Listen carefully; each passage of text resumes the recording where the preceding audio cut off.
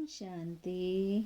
ओम ज्ञान मंडली चैनल में आपका स्वागत है।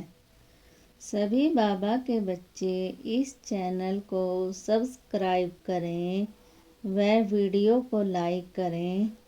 अपने अनुभव कमेंट बॉक्स में लिखें। ओम शांति। ब्रह्मा बाबा की जीवन को पलटने वाली एक अद्भुत कहानी का अगला चैप्टर शुरू कर रहे हैं। अंतरात्मा में गीता ज्ञान का स्फुरण और दिव्य विवेक की प्राप्ति।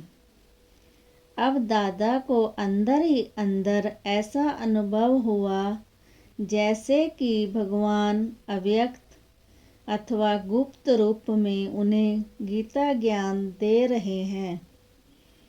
अब उनकी अंतरात्मा में गीता ज्ञान का स्फुरण हो रहा था और साथ साथ वे उस ज्ञान में स्थिति और अनुभूति का भी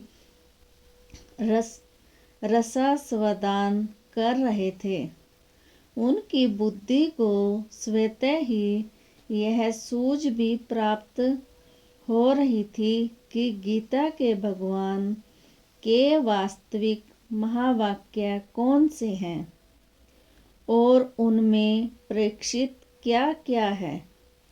गोया अब उन्हें दिव्य विवेक की प्राप्ति हुई और इस सत्यता में उनका विश्वास और दृढ़ हुआ कि गीता ही एक ऐसा शास्त्र है जिसमें स्वयं भगवान के महावाक्य हैं।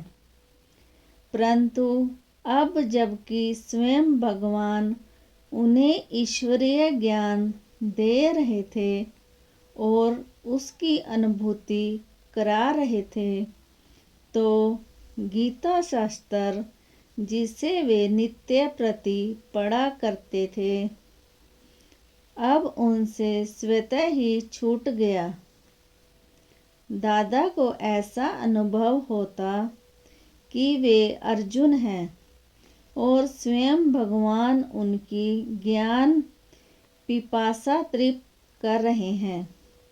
अब भगवान स्वयं भक्तों की आशा पूर्ण करने के लिए और गीता में दिया हुआ अपना वचन निभाने के लिए फिर से गुप्त वेश में आए हैं। दादा को अब यह निश्चय हो गया कि मैं यह देह नहीं हूँ, मैं एक अविनाशी आत्मा हूँ। यह शरीर विनाशी है। उन्हें ऐसा लगा कि अब उन्हें स्वरूप की सही पहचान मिली है और कुछ वर्षों के बाद कलयुगी पुरानी सृष्टि का महाविनाश होगा।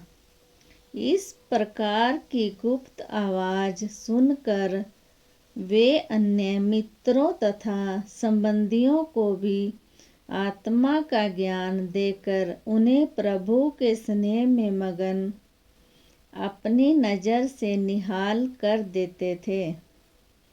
वे स्वयं भी आत्मानुभूति की मस्ती में रहते थे और अन्य सभी को भी कहते कि तुम आत्मा हो। अब उन्होंने लिखना शुरू किया, मैं आत्मा हूँ, जसोदा आत्मा है, राधिका आत्मा है। इस प्रकार लिख लिख कर वे कुटुंब के सभी सदस्यों को आत्मा का पाठ पक्की तरह याद कराते थे। अब उनके संपर्क में आने वाले हरेक नर नारी का ऐसा अनुभव होने लगा जैसे कि उनके जीवन की ज्योति अब जग गई है। हरेक को एक दूसरे से ज्योति का साक्षात्कार होने लगा।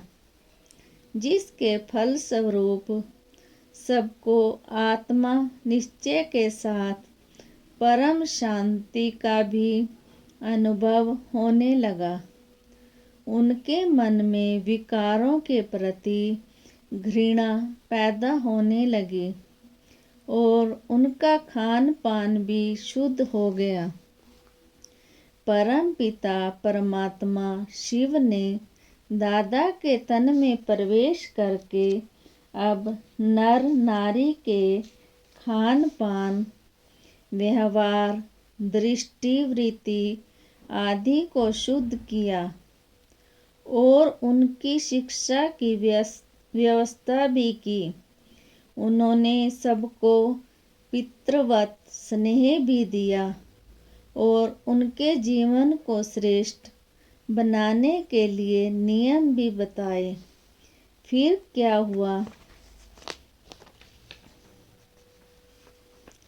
हैदराबाद सिंध में निराले सत्संग की धूम।